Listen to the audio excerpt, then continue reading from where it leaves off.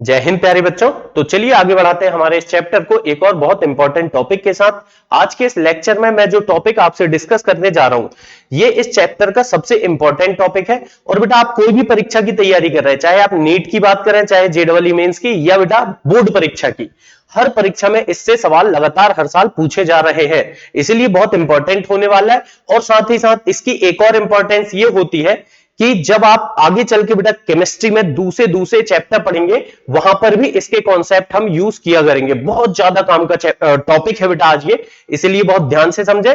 और जो सवाल मैं कराऊंगा साथ में आप लोग जरूर लिख लिख के खुद से करने की कोशिश करें, तभी बेटा ये टॉपिक आपसे अच्छे से बनेगा। तो चलिए हम जो टॉपिक आज मैं आपके लिए लेकर के आया हूं वो क्या है बेटा, रस समीकरण मिति, या इसको हम बोलते हैं अंग्रेजी में स्टोइकियोमेट्री।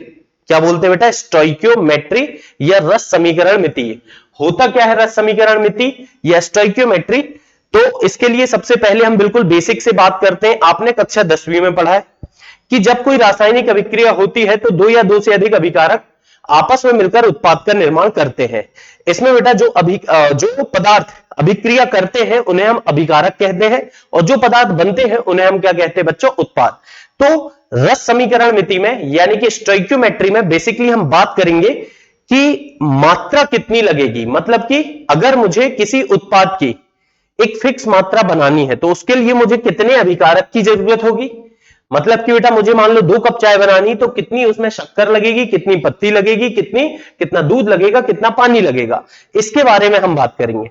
या उल्टा भी हम बोल सकते हैं कि अगर मेरे पास 1 कप दूध है और 1 कप पानी है तो उसमें बेटा कितना उत्पाद बनेगा, यानी कि कितनी चाय बनेगी। तो कुल मिलाकर के बेटा कितना अभिकारक आपस मिलकर कितना उत्पाद बनाएगा, या कितने उत्पाद से कितना अभिकारक, कितने उत्पाद को बनाने के लिए कितना अभिकारक लगेगा, इसे हम बोलते हैं बेटा मात्रात्मक विश्लेषण। यानी मात्रा का विश्लेषण करेंगे कि कितनी मात्रा लग रही है या कितनी मात्रा बन रही है। ठीक है, तो चलिए देखते हैं। आप लोगों ने कक्षा 10वीं में रासायनिक अभिक्रिया को संतुलित करना तो सीखा है बेटा। अगर नहीं सीखा है तो आप बिल्कुल इसी चैनल में बेटा मैंने ऑलरेडी रासायनिक समीकरण को संतुलित करने का तरीका क्लास 10th के एक वीडियो में बता रखा हूं, उसको बढ़िया से एक बार देखिए, फिर आप देखिए आपसे कैसे ये टॉपिक फटाफट बनते जाएगा। तो चलिए बेटा, जैसे मान के चलिए मेरे पास एक कोई अभिक्रिया है जिसमें नाइट्रोजन गैस है जो अभिक्रिया कर रही है बच्चों हाइड्रोजन गैस से, और इनकी अभिक्रिया से हमें प्राप्त हो रही है अमोनिया गैस, यानी कि NH3 गैस प्राप्त हो रही है। ठीक है, नाइट्रोजन गैस हाइड्रोजन गैस से अभिक्रिया करके हमें अमोनिया गैस दे रही है। ठीक है बेटा, लेकिन क्या यह समीकरण अभी संतुलित है? कैसे बताते हैं? अगर दोनों तरफ मतलब कि अभिकारक की तरफ और उत्पाद की तरफ, या बेटा बाएं पक्ष में एवं दाएं पक्ष में प्रत्येक तत्व के परमाणुओं की संख्या बराबर होती तो उसे हम बोलेंगे संतुलित समीकरण। जबकि बच्चों अगर प्रत्येक तत्व के परमाणुओं की संख्या बराबर नहीं होगी तो उसे बोलेंगे असंतुलित समीकरण। यहां पर देखिए नाइट्रोजन 2 है, यहां पर नाइट्रोजन 1 है, हाइड्रोजन 2 है, यहां हाइड्रोजन 3 है। तो इसका मतलब बेटा अभी दोनों तरफ परमाणुओं की संख्या बराबर नहीं है, और ऐसे समीकरण को मैं क्या बोल रहा हूं बेटा, असंतुलित समीकरण। तो 10वीं तक तो हम इसे बोल रहे थे असंतुलित समीकरण, लेकिन बेटा अब हम 11वीं में आ गए हैं, बड़े हो गए हैं, तो इसका नाम बदल गया है। इसी को हम बोलेंगे अरस समीकरण मितीय समीकरण। क्या बोलेंगे बेटा, रस समीकरण मितीय समीकरण। ठीक है, क्या बोल रहा हूं बेटा, अरस समीकरण मितीय समीकरण। आई होप आप समझ गए होंगे। क्या बता रहा हूं मैं आपको कि अगर कोई रासायनिक समीकरण संतुलित नहीं है तो उसे हम कहते हैं क्या, असंतुलित समीकरण, या बच्चों अरस समीकरण मितीय समीकरण। अंग्रेजी में हम इसे कहते हैं नॉन स्टोइकियोमेट्रिक। क्या बोलेंगे बेटा, non stoichiometric equation. Non stoichiometric equation, या बेटा हिंदी में भी कई बार नॉन स्टोइकियोमिति भी लिख देता है। ठीक है, तो हिंदी नाम अगर इसी का लिखना चाहें हम तो नॉन स्टोइकियोमितीय मितीय समीकरण भी हम बोल सकते हैं। ठीक है, तो इनमें से कोई भी नाम बेटा आप लोग बात एक ही होगी। चाहे तो आप असंतुलित समीकरण बोल दो, या उसे ही अरस समीकरण मितीय समीकरण बोल दो, या उसे ही स्टोइकियोमेट्रिक इक्वेशन बोल दो, या बेटा सॉरी स्टोइकियोमेट्रिक नहीं, नॉन स्टोइकियोमेट्रिक इक्वेशन, या बेटा हिंदी में भी नॉन स्टोइकियोमितीय समीकरण हम कह सकते हैं। ठीक है, तो बेटा कुल मिलाकर के अभी ये समीकरण संतुलित नहीं है, यानी कि अरस समीकरण मितीय समीकरण है। अब मैं इसे संतुलित करना चाहता हूं, चलिए करते हैं। फिर से दोबारा मैं समीकरण को लिख लेता हूं और फिर हम इसको संतुलित करते हैं। संतुलित करते मैं मान के चल रहा हूं बेटा आप लोगों ने 10वीं में सीखा है, और अगर नहीं सीखा है तो मैं फिर से बोल रहा हूं, एक बार जाके वीडियो जरूर देख लीजिए, है ना। तो अब इसको संतुलित करते हैं बेटा। नाइट्रोजन इधर 2 है, यहां पर भी नाइट्रोजन 2 होगा तो 2 लगा दिया मैंने सामने। हाइड्रोजन बेटा यहां 2 है, 2 तिया 6 हाइड्रोजन हो गया, तो यहां पर आ जाएगा बच्चों कितना 3। ये समीकरण देखो, नाइट्रोजन 2 है, नाइट्रोजन यहां भी 2 हो गया, हाइड्रोजन 6 है, हाइड्रोजन यहां भी 6 हो गया। अब बेटा ये समीकरण कैसा हो गया, अब ये हो गया सर संतुलित समीकरण। क्या हो गया बेटा, संतुलित समीकरण, या इसे ही हम बोलेंगे स्टोइकियोमितीय समीकरण। स्टोइकियोमितीय समीकरण, ठीक है। या बेटा स्टोइकियोमितीय समीकरण को रस समीकरण मितीय समीकरण भी कहते हैं। क्या कहते हैं, रस समीकरण मितीय समीकरण, समीकरण मितीय समीकरण। तो कोई बहुत बड़ी बात नहीं बेटा, हाँ थोड़ा बोलने में अजीब लगेगा आपको एक दो बार, लेकिन जैसे जैसे आप लगातार इसका उपयोग करोगे तो आपको सब कुछ समझ में आने लगेगा। ठीक है, इसको अंग्रेजी में बोलेंगे बेटा स्टोइकियोमेट्रिक इक्वेशन। तो कुल मिला के सर रस समीकरण मितीय से क्या तात्पर्य है, एक संतुलित समीकरण का। तो बेटा इस टॉपिक में आपको कुछ भी अगर करना है, कुछ भी करना है, एक सवाल को टच भी करना है, पहले आप अभिक्रिया को संतुलित जरूर करिए। अगर आपने रासायनिक समीकरण को संतुलित नहीं किया और सवाल को करने लगे तो गारंटी मानिए कभी आप सही कर ही नहीं पाओगे। ठीक है ना। तो अगर आप चाहते हो कि आपसे प्रॉपर ये चीजें बने तो उसके लिए आपको क्या करना पड़ेगा, समीकरण को पहले संतुलित करना पड़ेगा। तो चलिए बेटा छोटी छोटी एक दो परिभाषाएं लिख लेते हैं हम, कि किसी संतुलित रासायनिक समीकरण को, संतुलित रासायनिक समीकरण को क्या कहते हैं मेरे बच्चों, रस समीकरण मितीय समीकरण, रस समीकरण मितीय समीकरण कहते हैं। या बेटा इसी को हम बोलते हैं क्या, स्टोइकियोमेट्रिय, स्टोइकियोमितीय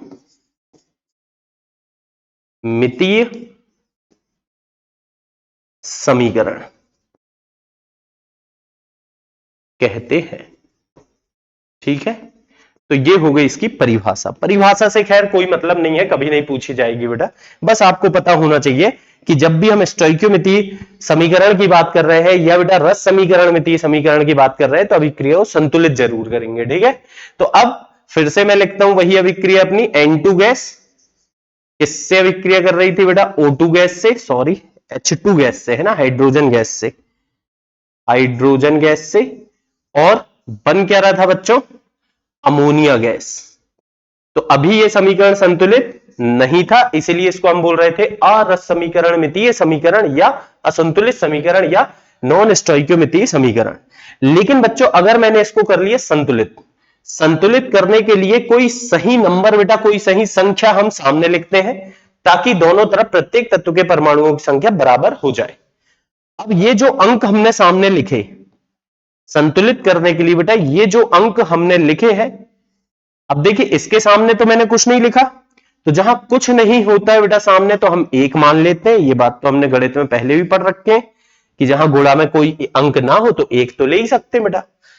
यहां पर गुणा में 2 है, यहां पर गुणा में 3 है, यहां पर गुणा में 1 है। ये जो सामने संख्या लगाए हैं हमने संतुलित करने के लिए, इन्हें कहते हैं बच्चों हम रस समीकरण मितीय गुणांक।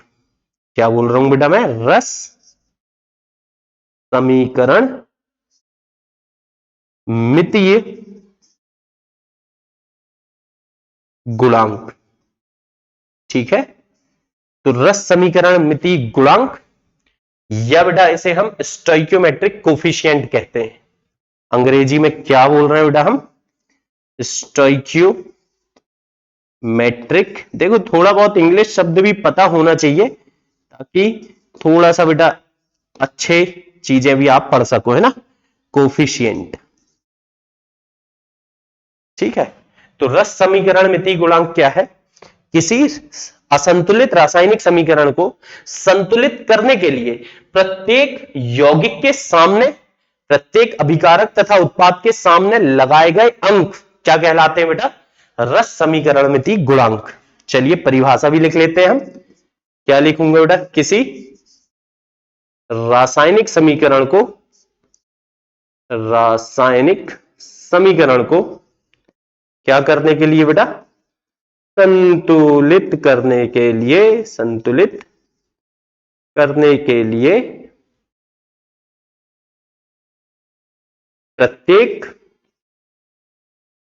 अभिकारक तथा उत्पाद के सामने, या बेटा प्रत्येक यौगिक भी लिख सकते हो आप, अभिकारक तथा उत्पाद के सामने लगाए गए अंक, लगाए गए अंक क्या कहलाते हैं बेटा? रस समीकरण मिति गुणांक। ठीक है, और एक बहुत इंपॉर्टेंट बात जो आपको बहुत अच्छे से याद रखना है, ये जो रस समीकरण मिति गुणांक है बेटा, ये हमें जानकारी देता है मोल की। क्या बताता है बच्चों? ये हमें मोल। ठीक है, कभी कभी ये हमें आयतन भी बताएगा, यानी कि जब मुझे मोल की आवश्यकता होगी तो मैं इससे मोल लिख लूंगा, या बेटा आयतन की आवश्यकता होगी तो आयतन। और जबकि कभी कभी मैं इसे दाब के रूप में भी उपयोग में लाऊंगा। ठीक है, ये आगे चल के हम एक एक करके देखेंगे कि कैसे हम मोल, आयतन और दाब के रूप में इसका उपयोग करेंगे। तो कुल मिला के बेटा अभी तक की कहानी का सार, जो काम की बात है वो बस इतनी सी है कि अगर कोई रासायनिक समीकरण संतुलित नहीं होता है तो उसे हम कहते हैं असंतुलित रासायनिक समीकरण या अरस समीकरण मिति समीकरण, या बेटा नॉन स्टोइकियोमेट्रिक इक्वेशन, यानी कि नॉन स्टोइकियोमेट्रिक समीकरण। जबकि अगर मैं उस समीकरण को संतुलित कर लेता हूं तो फिर उसे हम कहते हैं रस समीकरण मितीय समीकरण, या बेटा स्टोइकियोमेट्रिक इक्वेशन, यानी कि स्टोइकियोमितीय समीकरण। और समीकरण को संतुलित करने के लिए अभिकारक तथा उत्पाद के सामने जो अंक हम लगाते हैं उसे हम कहते हैं रस समीकरण मितीय गुणांक, यानी कि बेटा स्टोइकियोमेट्रिक कोफिशिएंट। ठीक है, इतनी बात है। और लास्ट और सबसे इंपॉर्टेंट बात जो है बेटा, कि ये जो रस समीकरण मितीय गुणांक है ये हमें मोल, आयतन या दाब की जानकारी देता है। खास तौर पे बेटा आप जो ध्यान रखेंगे वो है मोल। ये हमें काय की जानकारी देगा बच्चों? मोल की। चलिए देखते हैं कैसे।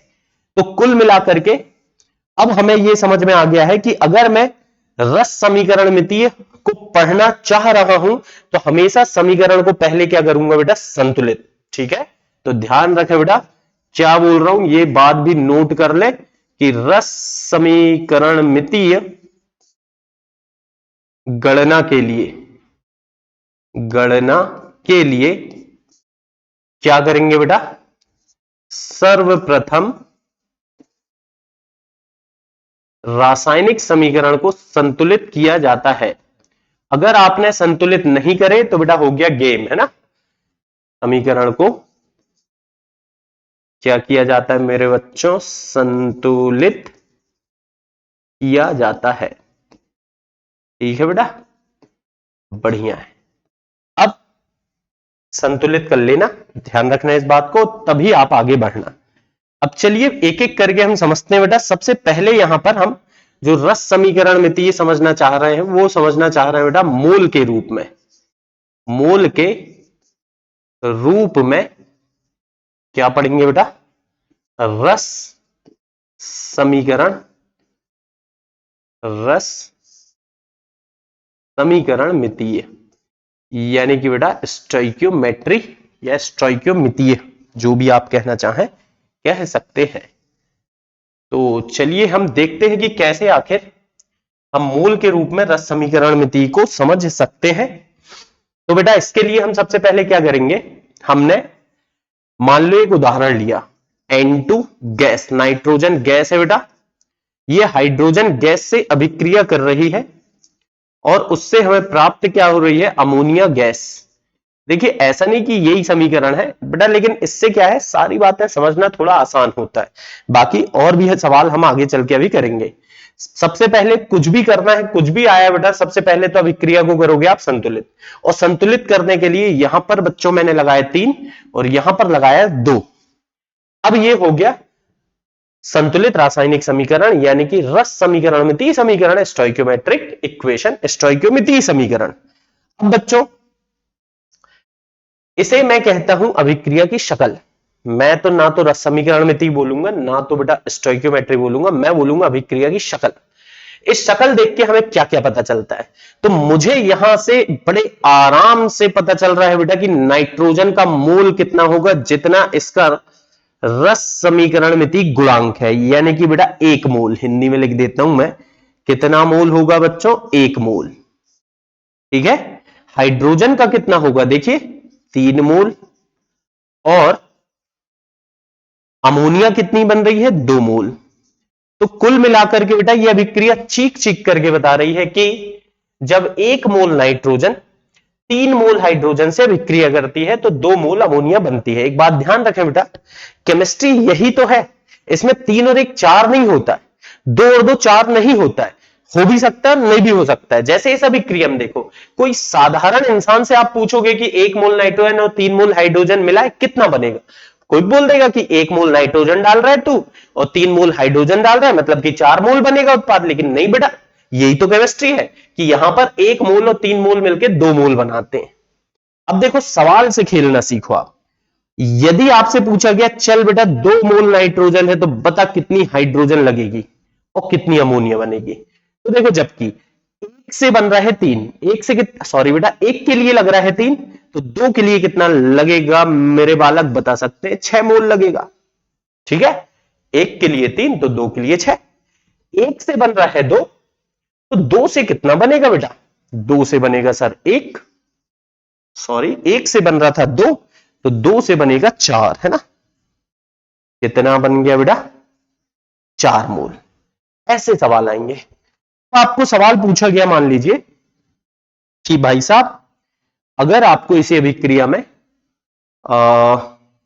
8 मोल अमोनिया बनाना है तो बताइए कितने मोल हाइड्रोजन और कितने मोल नाइट्रोजन की आवश्यकता होगी। बताएंगे बेटा, देख कैसे, 2 के लिए 3, रस समीकरण मिति बनाया मैंने, 2 के लिए 3, 8 के लिए कितना बेटा, 2 से 4 गुना किया तूने तो इसको भी 4 गुना कर, 2 के लिए 3 तो 8 के लिए कितना होगा बेटा, 12 मोल। ऐसे ही यहां देखो, 2 के लिए 1, 2 के लिए कितना लग रहा है बेटा 1, तो 8 के लिए कितना लगेगा 4। इस तरह से देखिए, मैं बिल्कुल सवाल है, यही तो सवाल है बेटा। अब देखिए और करते हैं बात इसमें अपन, कोई दिक्कत नहीं, ढेर सारी बातें कर सकते हैं। अगर सवाल बोला कि चल भाई अगर तेरे पास 1.5 यानी कि बेटा 1.5 मोल, 1.5 मोल हाइड्रोजन है तो कितनी नाइट्रोजन लगेगी, कितनी अमोनिया बनेगी, बता। बताएंगे बेटा, देख 3 में लग रही है 1, 3 का आधा हुआ 1.5, तो 1 का आधा कितना होगा बच्चों, 0.5। ऐसे सिंपल गणित लगाना है आपको, ठीक है ना। 3 के लिए कितना लग रहा है 2, 1.5 के लिए, सॉरी बेटा 3 से बन कितना रहा है 2, तो 1.5 से कितना बनेगा, आधा बनेगा, यानी कि 1 बन जाएगा सर। देख भाई 3 से 2 बन रहा था, 1.5 से 1 बनेगा। अब चल सवाल बदला, सवाल मैंने बोला कि यदि आपको 0.2 मोल अमोनिया बनाना है तो अब कितना नाइट्रोजन और कितना हाइड्रोजन लोगे। तो देख बेटा 2 के लिए लग रहा है 3, तो 0.2 के लिए, 2 के लिए 3 तो 0.2 के लिए 0.3 मोल, और 2 के लिए लग रहा है 1, तो 0.2 के लिए 0.1। देखिए कितना आसान है, कोई ये बहुत कठिन काम थोड़ी कर रहे हैं, हम बड़ा आसान आसान काम कर रहे हैं बेटापन तो, है ना। तो इस तरह से मोल मोल से हम बड़े आराम से खेल सकते हैं। एक आध दूसरा उदाहरण लेकर के और बता देता हूं मैं आपको, फिर हम आगे बढ़ते हैं। जैसे बच्चों मान के चलो आपके पास एक समीकरण है कि SO2 गैस धन O2 गैस, और इससे प्राप्त होता है SO3 गैस। ठीक है, अब आप इसमें देखिए कि कैसे हम रस समीकरण मिति यानी कि बेटा बना सकते हैं इसकी शक्ल। सबसे पहले करना पड़ेगा संतुलित। तो सर एस तो बराबर है, ओ यहां 2 और 2 4 हो रहा है, यहां 3 हो रहा है। एक काम कर बेटा, यहां आधा लगा दे, 1/2 लगा दे। तो देख ओ 2 था, O2 के सामने आधा लगाए तो 2 से 2 कट जाएगा, एक O रहेगा, यानी कि 2 O यहां का, एक O यहां का, 3 हो जाएगा और यहां 3। एक तरीका ऐसा है। लेकिन अगर आप सोच रहे हैं कि नहीं सर, मैं तो इसी अभिक्रिया को ऐसे भी संतुलित कर सकता था कि SO2 गैस धन O2 गैस से मैं बनाता SO3 गैस और एक काम करता, मैं यहां भी 2 लगा देता और यहां भी 2 लगा देता। तो क्या सर इससे मेरी सारी बातें, मेरे सारे सवाल के जवाब बदल जाएंगे? बिल्कुल नहीं बेटा, चाहे ऐसा करो चाहे ऐसा करो, बात तो एक ही होने वाली है, कोई फर्क नहीं पड़ता है। ठीक है ना? यानी कि संतुलित करने का तरीका कैसा भी हो बेटा, कोई दिक्कत नहीं है, बस आपको संतुलित सही करना है। जैसे ये भी कर सकते हो, वो भी कर सकते हो। तो चलिए अब रस समीकरण मिति बनाते हैं बेटा। ये समीकरण मुझे चीख चीख करके बता रहा है कि यदि मैं 1 मोल SO2 लेता हूं, कितना लेता हूं बेटा? 1 मोल, और साथ में आधा मोल यानी कि 0.5 मोल O2 लेता हूं, तो मेरे बच्चों मुझे 1 मोल SO3 मिलती है। अब सवाल बदला, सवाल बोला कि अगर बालक तेरे पास 1 मोल O2 है तो बता कितनी SO2 लगेगी और कितनी SO3 बनेगी? बताएंगे बेटा, कोई बड़ी बात नहीं। आधा के लिए 1 लग रहा था, 2 गुना हो रहा था, तो 1 के लिए कितना लगेगा बेटा? आधा के लिए 1, आधा के लिए 1, तो 1 के लिए 2। ये तो बच्चों वाला काम है यार, ये तो 5वीं 6वीं का बच्चा कर लेगा। यही करना है बेटा। क्या होता है जब मैथ्स गणित, जब आप पढ़ते हो ना, गणित करते हो सॉल्व, बड़े बड़े सवाल कर लेते हो आप, लेकिन वही सवाल फिजिक्स और केमिस्ट्री में जब मैथ्स लगाना होता है तो आपको डर लगने लगता है। डरना वरना नहीं है बेटा, देखो कितना आसान है। अब देखो, आधा से बन रहा है 1, तो 1 से कितना बनेगा? 2। आ रही है कुछ बात समझ में? और देखो बेटा, अगर मान के चलो ये आपके पास हो गया 4 मोल, तो बताओ कितना कितना लगेगा और कितना बनेगा? तो देख बेटा, 1 के लिए लग रहा है आधा, 4 के लिए लगेगा उसका आधा, मतलब कितना? 2। 1 के लिए आधा तो 4 के लिए 2। 1 से बन रहा है 1, तो 4 से कितना बनेगा बेटा? 4। मोल मोल में खेल। ठीक है, बढ़िया है। और देख बेटा, सवाल बदला। सवाल कह रहा है कि अगर तू चाहता है कि 20 मोल SO2 बनाए, तो बता बालक कितनी O2 और कितनी SO2 लगेगी? अगर 20 मोल SO3 बनाना है, ठीक है, बनाएंगे बेटा। 1 के लिए आधा तो 20 के लिए 10, 1 के लिए आधा तो 20 के लिए 10, 1 के लिए 1 तो 20 के लिए 20। ये क्या चल रहा है यार? बड़ी आसान आसान बातें हैं, सही में बेटा बहुत आसान है ना। चलिए, अगर सर मैंने समीकरण ऐसा ना लिख के ऐसा लिखा होता तो क्या बदलता? तो रस समीकरण मिति बना ले बेटा, 2 मोल, ये कितना रहता? 1 मोल, और मेरे बालक ये कितना रहता? 2 मोल। ठीक है, तो 2 1 2, 2 1 2, अरे यही तो मिल रहा है। यानी कि चाहे तू समीकरण को ऐसे संतुलित कर, चाहे वैसे बेटा, संतुलित समीकरण समीकरण संतुलित करने की विधि बदलने से हमारी कैलकुलेशन नहीं बदलेगी। ठीक है, अब एक बहुत अच्छी बात बताता हूं, चलो मैं, एक काम करो आप, दोनों जगह करते हैं अपन। ठीक है, दोनों जगह करते हैं बेटा, दोनों समीकरण के लिए। मान के चलो मैं यहां पर आपको तीनों का अनुपात निकालने को बोलूंगा, अभी दोनों अभिकारक और उत्पाद। 1 3 2, मतलब अनुपात क्या है बेटा? 1:3:2। यहां देखो फिर 2 6 4, 2:6:4। क्या मैं इसे मेरे बच्चों 1:3:2 नहीं लिख सकता? देखो ना, 2 एकम 2, 2 तिया 6, 2 दूनी 4। ठीक है, इसको देखो 4 12 8, 4:12:8, मतलब क्या है बेटा? 1:3:2। यानी मैं क्या देख पा रहा हूं कि मोलों की संख्या का अनुपात, प्रत्येक अभिकारक और उत्पाद के मोलों की संख्या का अनुपात हमेशा समान रहता है। चाहे बेटा यहां मोल कितने भी ले ले, यहां मोल कितने भी ले ले, यहां कितने भी ले ले, यहां कितने भी ले ले, लेकिन इनका अनुपात हमेशा इतना होगा। ये बात आपको ध्यान रखनी है और इस बात को अब मैं यहां पर लिख भी देता हूं। क्या बोलना चाह रहा हूं बेटा मैं कि किसी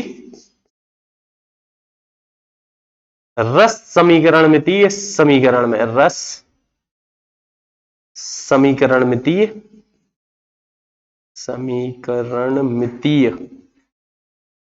समीकरण में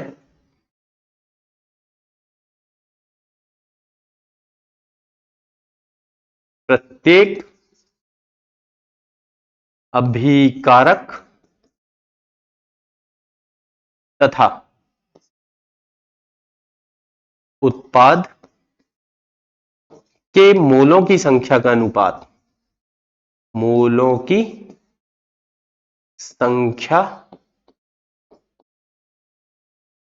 का अनुपात सदैव समान होता है। तो देखो बेटा कितने आसानी से हमने मोल को सीख लिया है ना, मुश्किल से बेटा 10-15 मिनट के अंदर हमने इतनी सारी बातें सीख ली है। चलिए फिर आगे बढ़ते हैं हम। अब दूसरा देख रहे हैं बेटा, मोल के रूप में तो हम रस समीकरण मिति देख ली, अब हम देखना चाह रहे हैं भार के रूप में। भार या बेटा जिसे हम कहते हैं द्रव्यमान, और पूरी केमिस्ट्री में भार और द्रव्यमान एक ही, फिजिक्स में अलग है बेटा, है ना।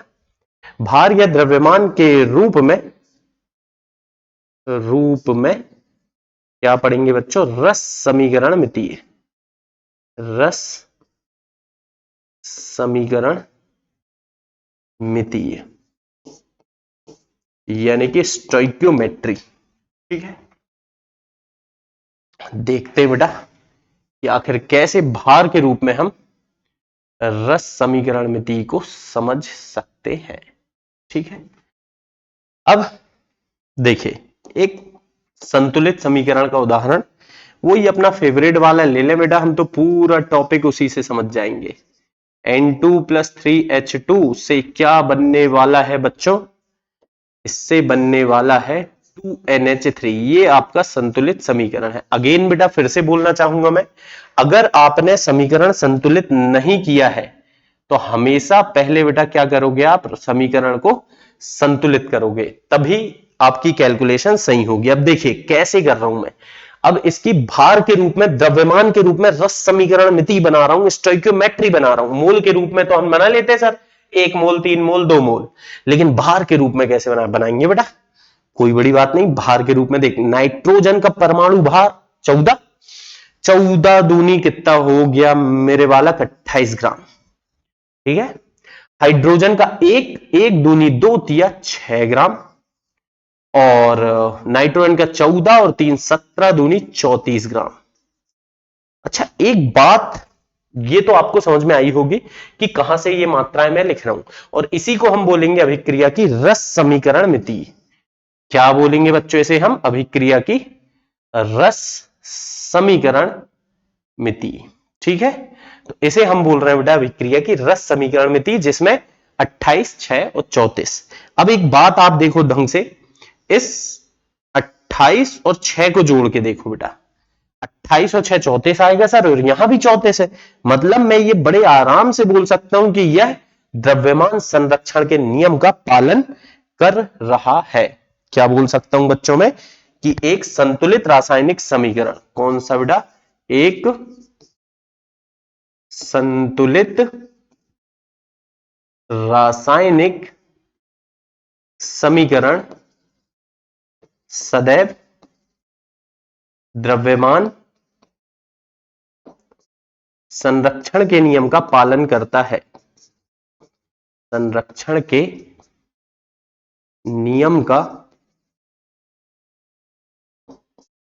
पालन करता है। ठीक है, तो ये एक अच्छी बात है बेटा, ध्यान रखना कि एक रासायनिक समीकरण कब द्रव्यमान संरक्षण के नियम का पालन करेगा, जब वो संतुलित होगा, है ना। अगर संतुलित नहीं है तो नहीं करेगा। चलिए अब सवाल आया मेरे पास कि सर अगर मेरे पास 14 ग्राम नाइट्रोजन है तो बताइए कितनी हाइड्रोजन लगेगी और कितनी अमोनिया बनेगी, बताएंगे बेटा। 28 के लिए लग रही थी 6, 14 के लिए कितनी लगेगी? 28 के लिए 6 तो 14 के लिए सर 3 लगेगी। 28 से बन रहा था 34, 28 से कितना बन रहा था बेटा? 34, तो 14 से कितना बनेगा? इसको आधा करे उसको भी आधा कर दो, यानी कि 17 ग्राम। हालांकि द्रव्यमान के रूप में एक और बात है, चाहूं तो मैं इन दोनों को जोड़ दूं तो भी ये निकल जाएगा। ठीक है बेटा। फिर मान के चलो अब सवाल बदला, उस सवाल आपसे बोल रहा है कि आपके पास 7 ग्राम नाइट्रोजन है, बताइए कितनी हाइड्रोजन लगेंगी और कितनी अमोनिया बनेंगी। तो बेटा बताएंगे अपन, 28 के लिए लग रहा था 6, तो 7 के लिए 7 मतलब बेटा ये 4 से डिवाइड करे हमने, इसको भी 4 से डिवाइड कर दो, या ऐसे सोच लो 28 के लिए 6 तो 7 के लिए कितना।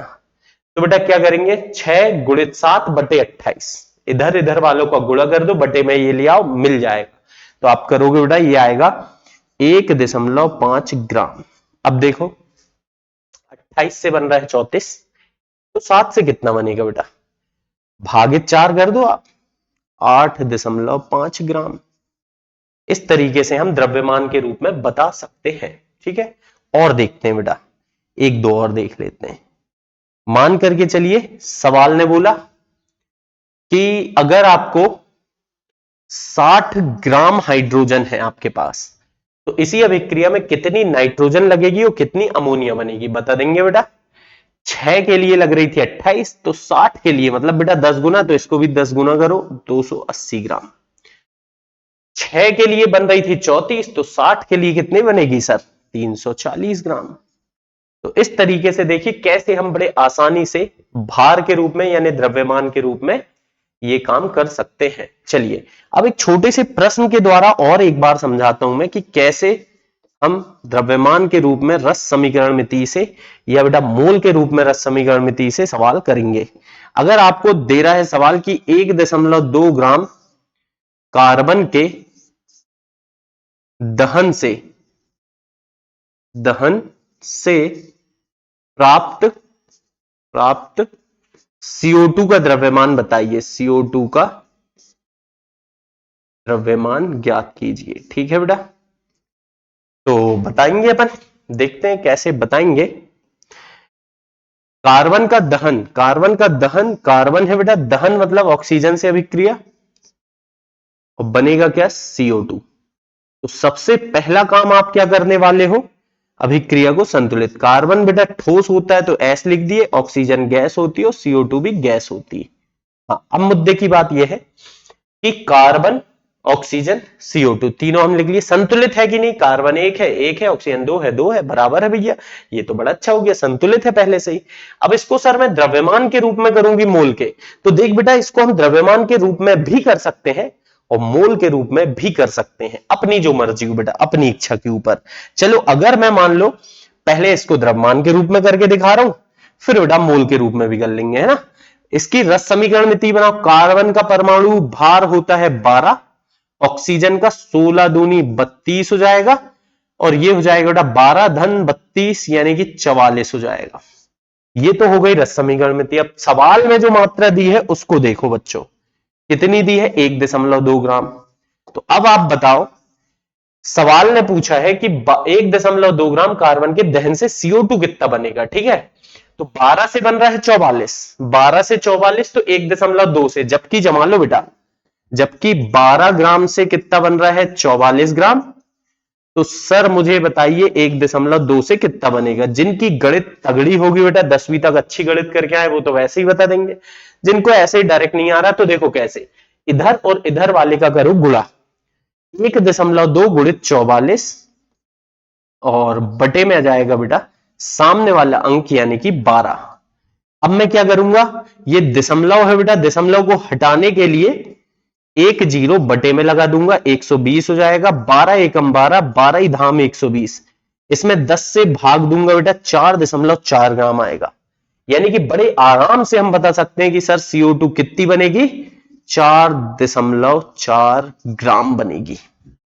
अगर पूछ लेता ऑक्सीजन कितनी लगेगी तो भी बता देते बेटा, 12 के लिए लग रही 32, तो 1.2 के लिए कितनी लगती, 3.2 ग्राम। तो ऐसे सवाल बच्चों हमसे बनने चाहिए। तो हमने अभी क्या क्या देख ली। अच्छा, इसी सवाल को मोल के रूप में करना होता तो कैसे करते, चलिए वो भी देख लेते हैं, कोई बड़ी बात नहीं बेटा, हर तरीके से देखो आप। C+O2 से क्या बन रहा है, CO2 गैस। ठीक है बच्चों, अब इसमें मोल के रूप में करते हैं। ये कितना है, 1 मोल, सामने कोई अंक नहीं है बेटा, ये भी है 1 मोल, कोई अंक नहीं है, ये भी है 1 मोल। ठीक है, कि जब 1 मोल कार्बन 1 मोल ऑक्सीजन से अभिक्रिया करता है तो क्या बनता है बच्चों, 1 मोल CO2 बनती है। अब जो हमें दिए हुए मात्रा है वो तो ग्राम में है सर, क्या इससे मोल नहीं निकाल सकते, निकाल सकते। दिया हुआ भार 1.2 बटे परमाणु भार 12, तो ये आ जाएगा बच्चों 0.1। तो कार्बन का मोल है कितना बच्चों मेरे पास, 0.1। तो देख, 1 से बनता है 1, तो 0.1 से कितना बनेगा बच्चों, 0.1 मोल। अब इस 0.1 मोल CO2 का भार निकालना है बेटा। तो CO2 का भार कैसे निकालें, मोल आ गया बेटा, मोल से भार निकालना तो चुटकियों का काम है, मोल गुणित मूलर द्रव्यमान, या बेटा अणु भार भी आप लिख सकते हो, मूलर द्रव्यमान। तो मोल है 0.1 गुणित मूलर द्रव्यमान CO2 का निकाल लेना बेटा, 44 आएगा, गुणा कर दो 4.4 ग्राम। तो देखो आप चाहे मोल से करो चाहे भार से करो, द्रव्यमान से करो, उत्तर तो वही आएगा बेटा, उत्तर में कोई परिवर्तन नहीं आने वाला है। चलिए फिर अब एक और बहुत अच्छी चीज सिखाता हूं बेटा मैं, जो कि क्या है, आयतन के रूप में रस समीकरण मिति गणना, रस समीकरण मिति गणना। तो कैसे बेटा, आयतन के रूप में हम करेंगे, लेकिन बेटा याद रखना आयतन का हम काम तभी लिखेंगे जब सारे अभिकारक और उत्पाद क्या है बेटा, गैस है, गैसों के आयतन ध्यान रखना। यदि दिए हुए सारे अभिकारक और सारे उत्पाद गैस है तभी ये हम लगा पाएंगे, गैस के अलावा बेटा ठोस या द्रव है तो हम ये नहीं लगा पाएंगे। अब चलिए हम उसी हमारे फेवरेट समीकरण से पूरी बात कर लेते हैं बेटा। नाइट्रोजन गैस है जो हाइड्रोजन गैस से अभिक्रिया कर रही है और इससे बच्चों अमोनिया गैस बन रही है। ठीक है, बढ़िया है। अब इसको पहले तो हम सर संतुलित करेंगे, तो मैंने लगाया बेटा यहां 3 और यहां 2। अब संतुलित तो बार बार बता ही चुका हूं मैं। अब देखो मोल के रूप में करते तो 1 मोल 3 मोल 2 मोल, भार के रूप में करते 14 दूनी 28 3 दूनी 6, और ये हो जाता कितना बेटा 34 ग्राम। लेकिन अब मैं आयतन के रूप में कर रहा हूं, तो जब बेटा आयतन के रूप में करेंगे तो आयतन इसका बोलेंगे एक आयतन। यदि नाइट्रोजन का एक आयतन है और बच्चों हाइड्रोजन का 3 आयतन है, तो अमोनिया का 2 आयतन होगा। अमोनिया का कितना आयतन होगा बेटा, 2 आयतन। ठीक है, यह आयतन का मतलब क्या है सर, चलो देखते हैं। अगर मान लो आपके पास 1 लीटर नाइट्रोजन गैस है तो बेटा हाइड्रोजन कितनी लगेगी आपको, 3 लीटर, और मेरे बच्चों अमोनिया कितनी बनेगी आपके पास, तो आप बोल दोगे सर 2 लीटर बनेगी। तो देखिए आयतन के रूप में ऐसे, अब जरूरी नहीं लीटर में हो, ऐसे भी हो सकता है बेटा कि अगर है इसका 100 ml, अगर मान लो नाइट्रोजन का 100 ml है तो एक आयतन में 3 आयतन, मतलब कि 100 में कितने हो गए बेटा 300 ml, और एक आयतन में 2 आयतन, तो 100 ml में कितना बेटा 200 ml। तो देखो ऐसे गैस के आयतन, क्योंकि सारे गैस है इसलिए ये हम कर पा रहे हैं, अगर ठोस या द्रव होता तो नहीं कर पाते। अगर मान लो सवाल बदला, सवाल में बोला कि तेरे पास है 10 ml नाइट्रोजन, अब बता हाइड्रोजन कितनी लगेगी। देख बेटा एक आयतन में 3, तो 10 में कितना 30 ml, और बच्चों 3 में 2 तो 30 में कितना 20 आ जाएगा। ऐसे अपन निकाल लेंगे। ठीक है, अब एक अच्छी बात देखो, इन आयतनों का अनुपात निकाल रहा हूं मैं। यहां पर कितना है बेटा 1:3:2, यहां पर कितना है देखो आप 1:3:2, 1:3:2। फिर कितना है बच्चों? 100, 300, 200, 100, 300, 200 हल करोगे तो 1:3:2। और बेटा यहां देखो क्या है, 10, 30, 20, 10, 30, 20 हल करोगे तो 1:3:2। तो कुल मिला के बेटा हर बार अनुपात समान है। यही तो हमने पढ़ा था गेलू-सेक का नियम, याद करो।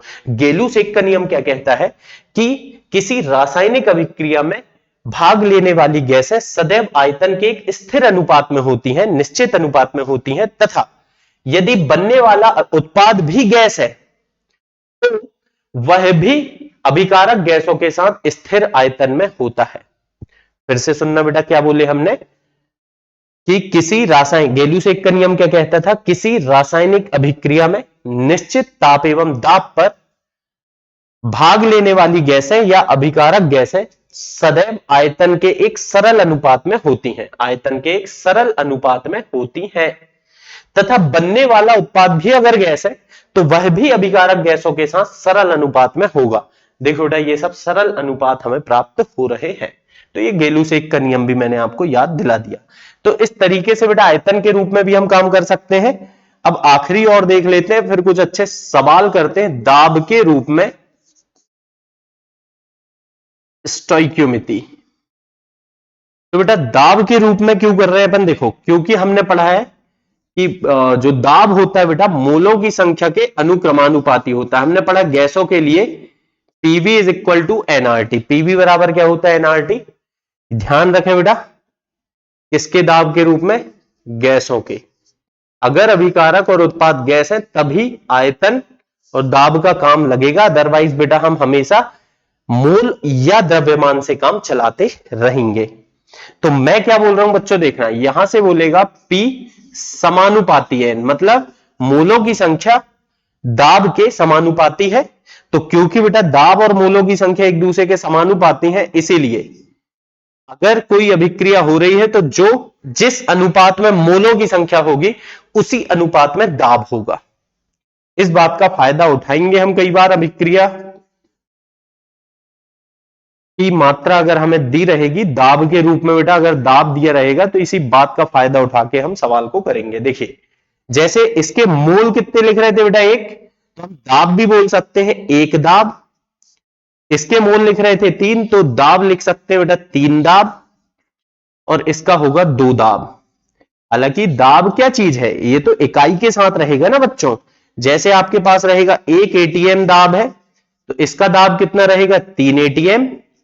एटीएम मतलब एटमॉस्फेरिक प्रेशर, यानी बेटा वायुमंडलीय दाब, और ये होगा बच्चों कितना, 2 एटीएम। मान के चलो नाइट्रोजन का दाब अगर 100 एटीएम है तो हाइड्रोजन का दाब हो जाएगा बेटा 300 एटीएम, और अमोनिया का दाब हो जाएगा 200 एटीएम। तो ऐसे दाब के रूप में भी हम इसका उपयोग करेंगे, हालांकि ये बहुत कम करेंगे। ज्यादातर सवाल तो बेटा हम मोल से और द्रव्यमान से ही डील करके करेंगे। तो चलिए इनको समझने के लिए कुछ अच्छे सवाल हैं बेटा। थोड़ा सा लंबा वीडियो होगा क्योंकि सवाल जब तक कराऊंगा नहीं भैया तैयारी होगी कैसे, थ्योरी पढ़ाने से थोड़ी आपका नीट निकलने वाला। तो चलिए देखते हैं। सवाल है 5 gram potassium nitrate. Potassium nitrate बच्चों कितना है, क्या होता है सूत्र इसका, KNO3, कितना है 5 ग्राम, को गर्म करने पर कितने ग्राम O2 उत्पन्न होगी। चलिए इसको गर्म करते हैं तो समीकरण क्या बनता है लिखते हैं बेटा। अब देखो समीकरण की बात रही तो आपको धीरे धीरे जैसे जैसे सवाल करोगे तो आपको समीकरण पता चलने लगेंगे कि समीकरण बनने क्या वाला है। KNO3 को क्या करे बेटा, गर्म, तो बनेगा KNO2, और साथ में बनेगा बेटा O2 गैस। ये इसको हमने, अब इसको संतुलित भी तो करना पड़ेगा। कैसे करें, देख बेटा, K 1 है, यहां भी 1 है, N 1 है, O यहां 3 है, यहां 2 दूनी 4 है, यहां 2 है, ठीक है। यहां पर मैं आधा लगा दूं तो क्या बुराई वाली बात है। अगर आप चाहो आपकी मन की तसल्ली के लिए सबको 2 से गुणा कर लो बेटा, तो भी वही बात होगी। ऐसा नहीं है कि आप इसको इस तरीके से लिखोगे तो बदल जाएगा, कुछ नहीं बदलेगा बेटा, वही रहेगा। 2 से सबको गुणा कर दो तो आधा से 2 कट जाएगा, है ना। तो 2 से इसको गुणा करे, इसको करे, 2 से इसको करे, 2 से 2 कट गया और O2 बस बचा। तो चाहे ऐसा करो चाहे ऐसा करो, बात एक ही बेटा, है ना। इससे करना हो सवाल को इससे कर लो, और उससे करना हो तो उससे कर लो, आपकी जो मर्जी उससे कर लो। चलिए उससे करते हैं अपन। ये इसका बेटा क्या दिया है, 5 ग्राम, है ना। अब चाहो तो मोल के रूप में करो इसको आप, या तो बेटा द्रव्यमान के रूप में करो, बात एक ही होगी। मैं दोनों बता रहा हूं आपको, ठीक है, दोनों बता रहा हूं बेटा। सबसे पहले हम भार के रूप में करते हैं। KNO3 का अणुभार निकालना पड़ेगा भैया अपने को, है ना।